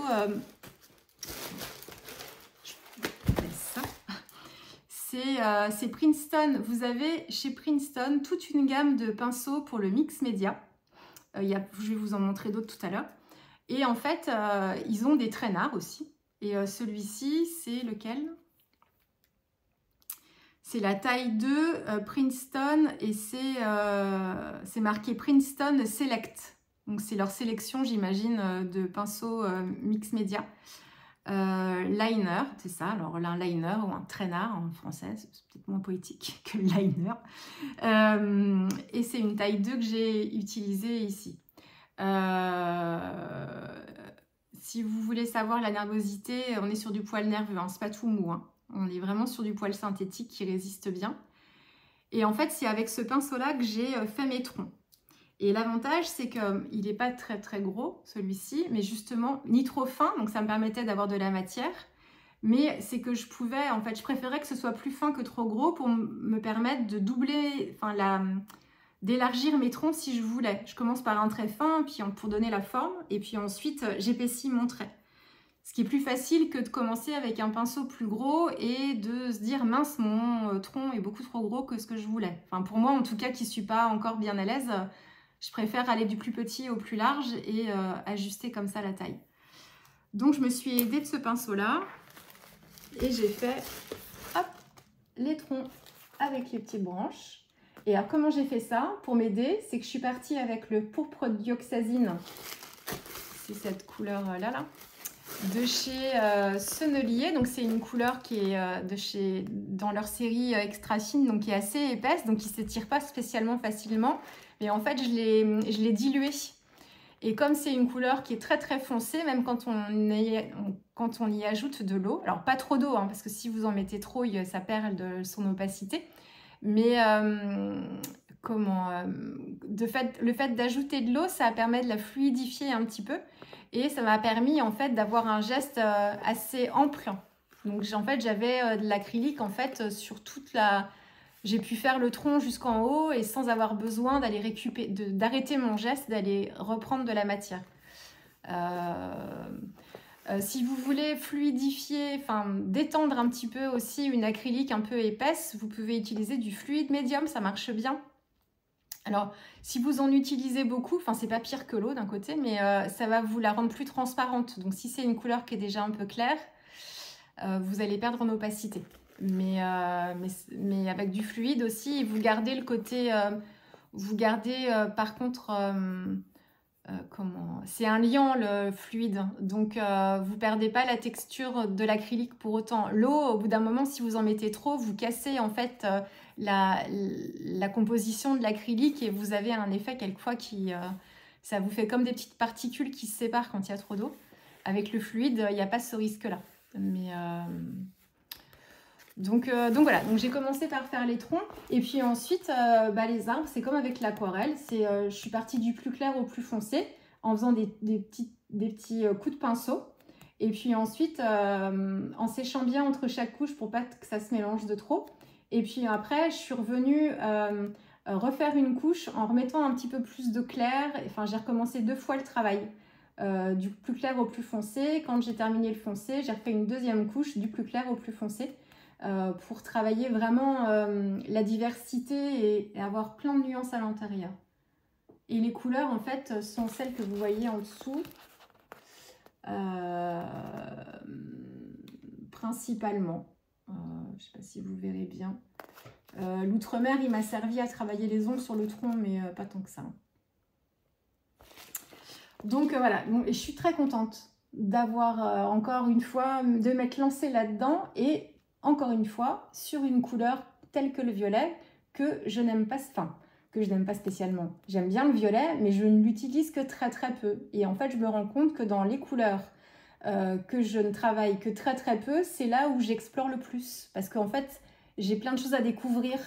Et je sais pas, pour moi, c'est bien plus intéressant ces couleurs-là à travailler finalement dans ce carnet parce que c'est des couleurs que je travaille très très peu. Donc en fait, je suis d'autant plus curieuse et je fais des choses que j'aurais pas forcément fait autrement, quoi. Donc merci encore Eugénie pour ce projet. Donc la fleur en bas, c'est principalement cette couleur-là, le violet de quinacridone. Et puis ici, cette page, vous vous en rendrez pas compte. Est-ce que comme ça, on s'en rendrait compte? Je pense, vu l'épaisseur du machin. Cette page a eu 4 vies. Et comme je suis têtue Et que tant que ça me plaisait pas, parce que même si c'est un carnet d'exploration et que j'ai dit que oui, je veux pas forcément faire du joli, je me rends compte quand même que si ça me plaît pas, ça va pas. Un minimum. Et alors ce fond, voilà, j'ai fait un fond gel presse que j'aimais bien. Mais bon, je l'ai retravaillé et un peu trop travaillé. Ça ne me plaisait plus. J'ai essayé de faire des collages. J'ai mis le chat d'Alice au Pays des Merveilles. C'est comme ça que m'est venue l'idée de faire la page d'après. J'ai collé le chat, j'ai collé Alice. J'ai fait des feuilles comme j'ai fait des feuillages. Mais ça me plaisait, je trouvais ça brouillon. On ne voit pas ce que tu as voulu faire. En fait, j'ai voulu faire une page d'art journal en format A4 et en fait, sans vouloir faire une page d'art journal en format A4. Et en fait, je me rendais compte qu'à la fin, ça ne me convenait pas. Donc, j'ai tout recouvert de gesso et d'acrylique blanche. Au moins 2 couches de gesso pour plus voir ce qu'il y avait en dessous. Il y a des choses qui se sont décollées. Je dis, ah, ça c'est intéressant. Du coup, je récupère un peu de mon fond, j'aime bien. Ah oui, mais ça, j'aime pas. J'ai recommencé ce combo couleur. Donc ça, c'est un peu les vestiges de ce que je voulais travailler. Mais en fait, j'ai fait des trucs, mais je sais pas, ça me convenait toujours pas. Après, je me suis dit, après, c'est peut-être parce que t'as pas de photo aussi sur ce fond. Du coup, il te faudrait... faut chercher une photo. Mais je lui dis, mais c'est pas une photo que je voulais mettre. Je voulais du végétal. Donc, et puis, j'ai laissé ma page. Puis, je me dis, oh, allez, c'est pas si grave. Puis, en fait, je me rendais compte que j'avançais pas derrière. C'est un signe. Quand ça me bloque comme ça, c'est que le truc, ça me va pas et ça m'empêche de continuer. C'est con, pardon, c'est bête, mais c'est comme ça. Donc, ça m'a pris au moins 3-4 jours. Hein. J'ai refait un fond avec ces couleurs-là. Je me suis dit, tiens, tu avais envie de travailler les iris dans cette thématique de couleurs avec un peu de jaune. Là, on était dans ces teintes. Donc, j'ai fait une sorte de fleur. La fleur ne me déplaisait pas spécialement. Alors, c'était un iris un peu dodu, quoi, on va dire. Les pétales du bas étaient très bien réussis, mais le pétale central, pas du tout. Mais bon, c'est pas grave, elle était dodue, je l'aimais bien. Mais tout le fond autour ne me plaisait pas du tout, et ça gâchait tout le machin. Donc, elle est restée encore une journée comme ça, ouverte sur mon bureau, cette page, en me disant, c'est pas grave. Bah oui, mais c'est pas grave, mais t'avances pas sur le reste. Donc, il va falloir prendre une décision. Je me suis dit, c'est pas grave, je vais coller un papier dessus, puisque c'est comme ça, tant pis, et puis je vais remettre un truc. Et en fait, je me suis fait une impression gel presse végétale. Là, ça, c'est une vraie feuille. C'est le fantôme, enfin la silhouette d'une vraie feuille que j'ai fait en fait en transfert, en impression gel presse. Sur un fond, en fait, le contour était assez foncé. L'intérieur était sans rien, donc c'était mon papier de soie sans rien dedans. Et l'idée, c'était qu'en collant mon papier de soie avec mon gel médium, je puisse voir en fait quand même une partie de mon fond en dessous. J'avais recollé des papiers, il y a eu 36 couches. J'avais recollé des papiers, des feuilles de livres, avec quelques touches de peinture plus claires et tout ça. Et en fait, mon papier de soie était trop épais, pas assez transparent, même une fois mouillé. Et en fait, je voyais pas du tout à travers mes feuilles. Je dis, c'est pas vrai, encore un échec, une tentative échouée. J'ai échoué lamentablement dans ce que je voulais faire. Mais bon, je me suis pas démontée. Ce qui me plaisait, c'était les formes de mes feuilles que j'aimais bien. Donc en fait, comme on voyait absolument rien en dessous, je me suis servi de ça comme d'une base de travail pour travailler avec mes acryliques à l'intérieur. Donc en fait, j'ai tout retravaillé. Donc la forme des feuilles, c'est la forme originale de la feuille que j'ai cueillie dans l'arbre et transférée à la gel presse. Mais tout l'intérieur, c'est un travail que j'ai fait en fait avec mes acryliques. Alors du coup, il y a des vestiges, ça je ne les ai pas du tout utilisés, mais c'est un combo couleur que j'aime bien, donc je le garde quand même. Mais en fait, j'ai travaillé avec les acryliques violettes, mais aussi pas mal de magenta. Et je suis revenue avec du rose fluo à l'intérieur et du blanc pour donner plus de lumière parce que je trouvais que le fond était quand même... Il n'est pas sombre, mais il était assez... Pas terne non plus que la peinture, elle réagit bien, là, la golden fluide. Mais je trouvais que ça manquait d'éclat. Donc j'ai retravaillé avec du rose fluo à l'intérieur. Donc c'est pour ça que le rose fluo, ça dépend comment on tourne la page. Et ensuite, toujours avec mon traînard, là, le même pinceau, je suis revenue travailler les détails de la feuille avec mon pourpre dioxazine pour retravailler un peu ça. Et au miracle, alléluia, elle me plaît. Pouvoir passer à autre chose. donc je suis super contente. Et en fait, c'est pareil, il n'y a que moi pour savoir en fait toutes les couches qu'il y a eu en dessous. Et je sais pourquoi ça ne me plaisait pas, c'est parce que le format était très grand et que je ne l'ai pas abordé comme une page d'art journal que j'aurais fait en temps normal. Je n'aurais pas travaillé comme ça. Puis je l'aurais travaillé en plus en double page, en format paysage, avec une double page. J'aurais travaillé dans ce sens-là, j'aurais été plus à l'aise. Mais bon, et j'adore, je suis trop contente. Donc ça valait le coup quand même. Mais donc il y a un peu de tout. Hein. On voit les épaisseurs en dessous. Enfin, c'est...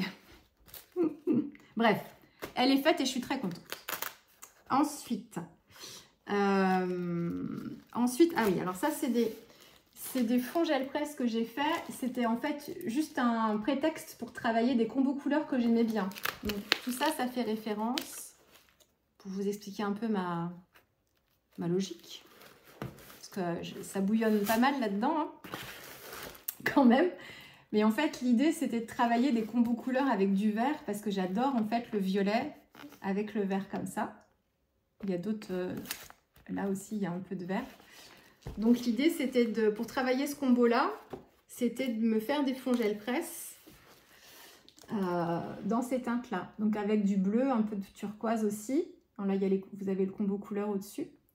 Et puis, toujours des impressions végétales. Hein. C'est la même feuille d'ailleurs. Hein. C'est celle qui m'a servi à faire la page d'avant. Hein. J'ai juste replacé les feuilles un peu différemment, mais on est sur la même branche. Tout pareil. Donc, j'ai gardé trace de ça. Et puis, derrière, j'ai une autre, c'est pareil, une autre impression gel presse que j'aimais bien. C'est collé sans être collé, hein, c'est à peine collé dessus. Et puis, ça, j'adore aussi. Je vous le montre sur le blanc.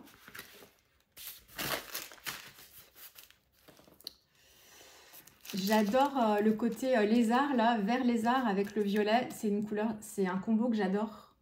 Et du coup, j'ai fait ce mélange-là à l'acrylique. Alors, j'ai pas gardé trace de ce que j'avais pris, mais on est sensiblement dans les couleurs d'à côté, là. C'est juste les proportions de l'une et de l'autre dans les verts et les bleus qui ont changé, mais ça, j'adore.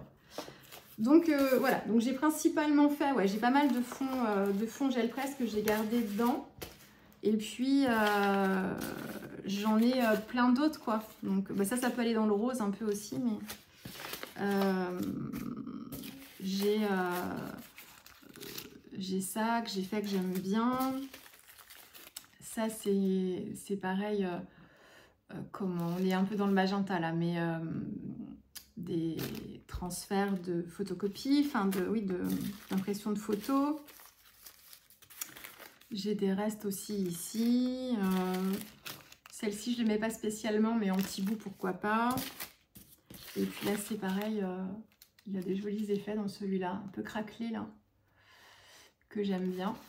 Donc, bon, je laisse tout ça là. Et puis, alors, c'est quand même que je vous montre mon Alice. Au pays des merveilles, je vais enlever ça. Hop.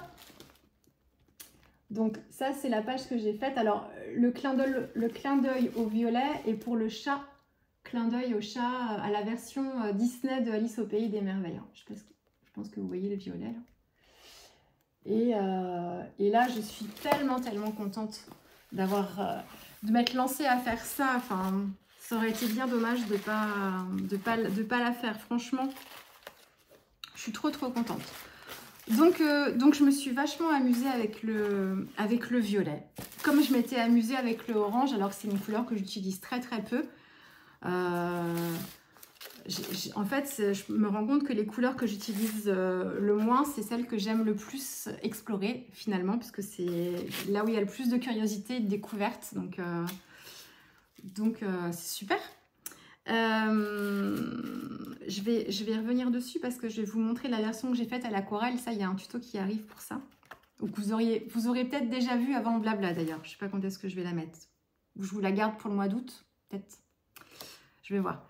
Pour le vert, j'ai pas fait grand chose de plus que ce que je vous ai déjà montré. Mon nuancier, ça, rien que ça, j'adore déjà. Toutes mes petites réglettes, vertes là. Alors on est dans le vert et dans le bleu vert aussi un peu. Hein. Tout ça là, j'adore. Rien que ça déjà. Et là, je me suis focalisée sur mes acryliques principalement et sur les néocolores en dessous. Et puis là, c'était mon inspiration. Le masking tape en dessous, c'est quand j'ai fait mes nuanciers ici. Du coup, j'en ai profité pour en mettre sur le masking tape qui protégeait toutes les parties du papier là, pour écrire après les noms. Et je l'ai gardé là. Et ensuite, je me suis fait... c'est pareil, c'est dans toute ma série de fonds gel presse. Ça, je vous avais montré, mais c'est le même esprit qu'en rose, sauf que c'est vert. Et ensuite, je vais laisser ça là. Attendez, je vais mettre une pince. Donc,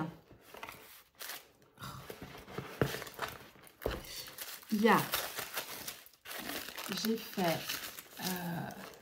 ça, c'est juste une empreinte avec un fond d'acrylique qui me restait. Puis, j'ai pas tout récupéré exprès pour avoir juste des zones encore un peu claires.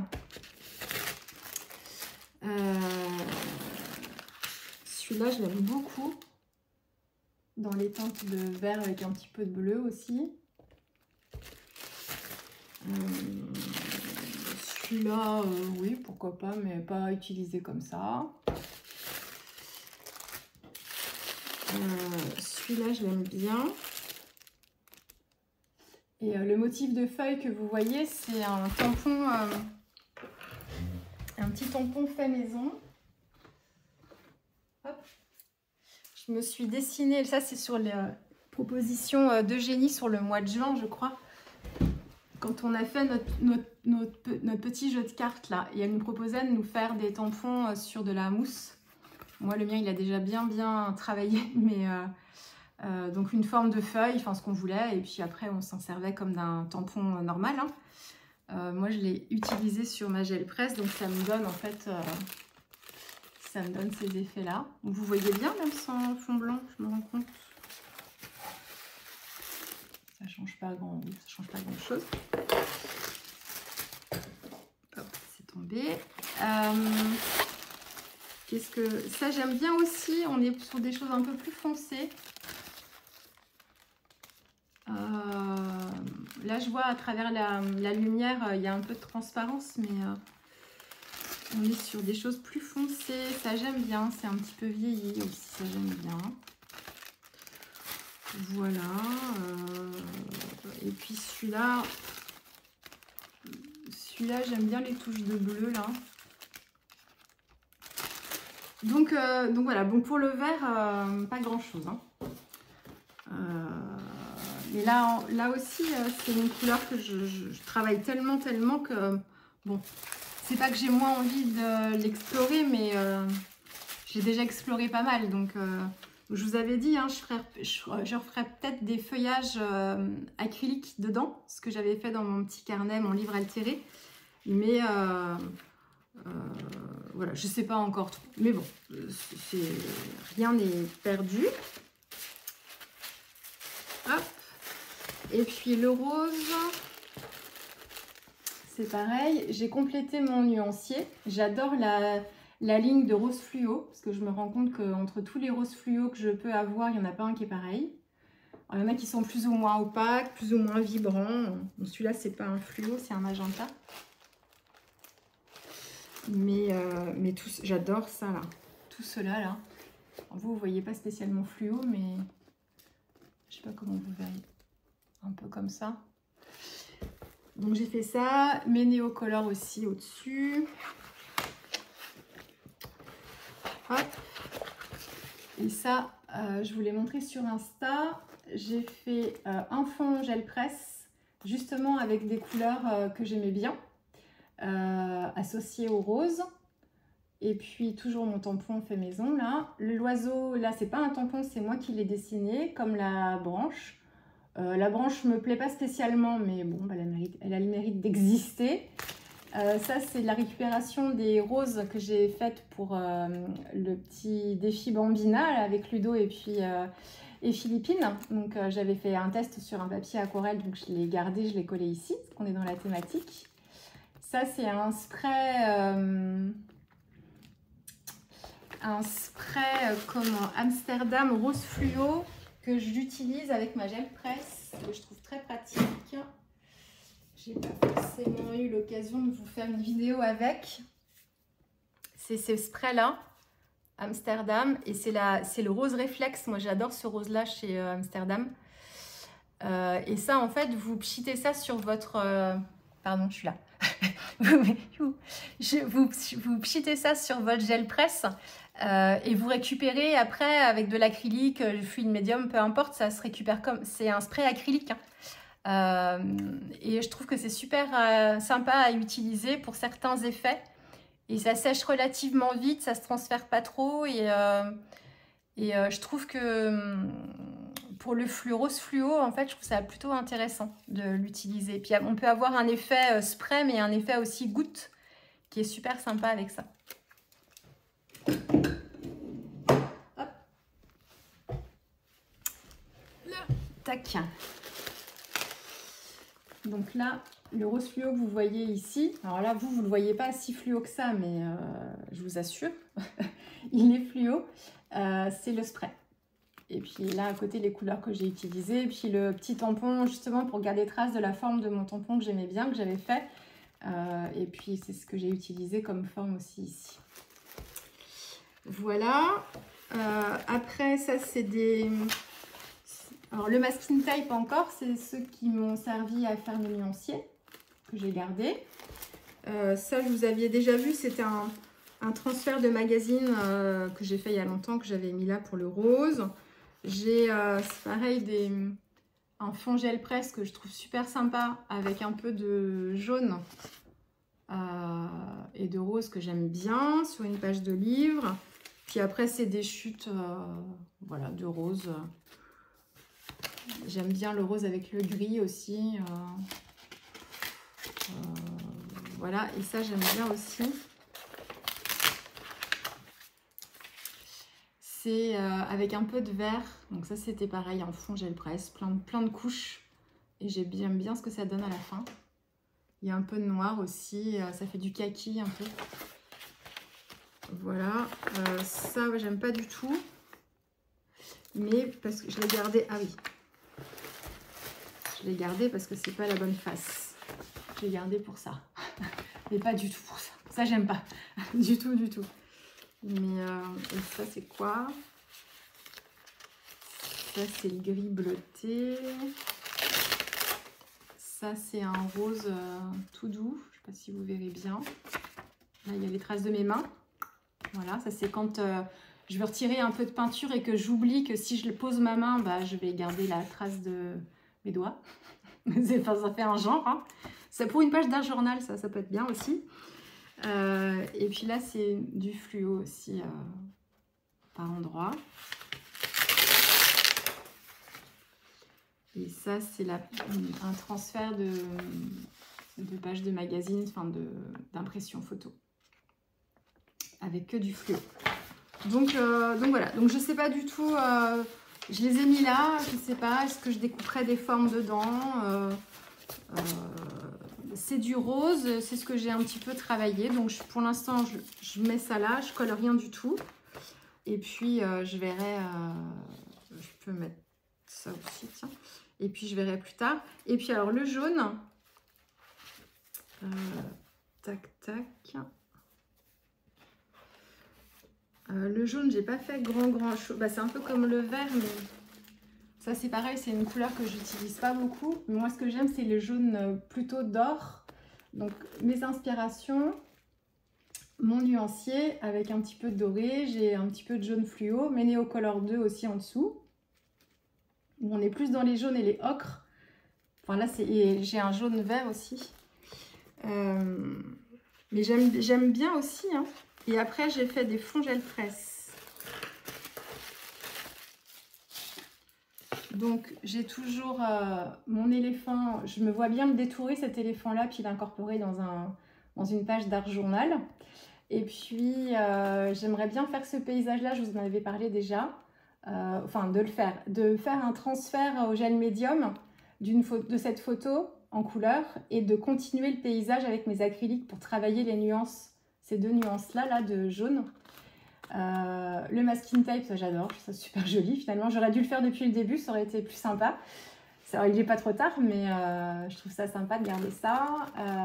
Et puis bien sûr, tout le côté doré des peintures de Klimt. Donc voilà, et puis j'ai fait des fonds, un petit peu de fond gel presse. Donc là, on est dans un jaune un peu orangé. Là, c'est ce qui m'a servi à faire mon onglet parce que j'avais pas du tout dans mes vieux fonds gel presse aucun truc jaune. Donc j'ai fait ça. J'ai fait plaque de texture. Là, vous verrez pas parce que c'est très clair. Avec le soleil. Là, voilà, vous le voyez bien. Il y a un peu de doré aussi. Ça, il va être collé dans mon carnet des couleurs. Là, c'est plus les signes du zodiaque. Je ne sais pas si vous verrez bien. Il y a un peu de transparence aussi. Donc, bon, voilà pour le jaune. Hein. Et puis, bah, bien sûr, vu que je suis très en retard, tout ce qui est multicolore, je ne m'y suis pas du tout intéressée pour l'instant. Mais le projet, il courait de septembre jusqu'à juin. Mais moi, je vais le garder. Enfin, c'était le projet de Génie pour cette saison de Patreon. Mais moi, c'est pas fini là, hein, je vais continuer en fait. Donc, c'est quelque chose que je vais faire de temps en temps. Où là, le violet, bah, pendant plusieurs jours, je me suis mise à explorer le violet. Voilà, le jaune, j'aimerais bien aussi quand même. Mais après, le jaune, j'ai des inspi citron que j'ai déjà faites.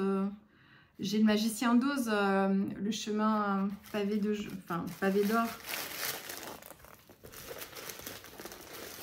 Vous avez deux inspi magicien d'Oz là-dedans, mais c'est parce que pour moi le jaune c'est aussi le côté doré et en fait dans les différents contes ou les histoires un peu imaginaires, le magicien d'Oz pour moi revenait assez souvent.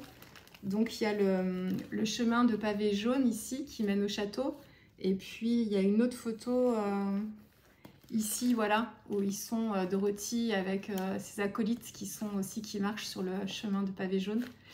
Pavé doré, les tournesols, enfin, j'aimerais bien faire un petit combo couleur avec l'inspiration de Van Gogh par exemple. Donc voilà pour mon carnet des couleurs. Alors, bon là il y a des choses qui ne vont pas aller dedans, hein, toutes mes impressions gel presse, mais vous voyez déjà, j'ai pas fini. Hein. Donc je pense que moi aussi cette reliure va... se transformer, je vais la libérer aussi à un moment pour éviter de tout déchirer et je referai quelque chose. En plus, il ne va pas rester non plus comme ça puisque je l'ai pas mal sali là, sa couverture avant et j'ai pas envie forcément de le laisser comme ça. Donc je reviendrai mettre quelque chose par-dessus, je referai quelque chose de tout beau. Mais la reliure va être découpée au cutter et puis retravaillée après. Donc voilà pour mon carnet des couleurs. Je vais vous montrer mon pèlerin Lamalie. Et après, je m'attaquerai à quelle heure est... Bon, 1h35, tout à fait normal. Et après, je répondrai à différentes questions matérielles. Alors, je vais fermer la place. Tac, tac. Je rangerai ça plus tard.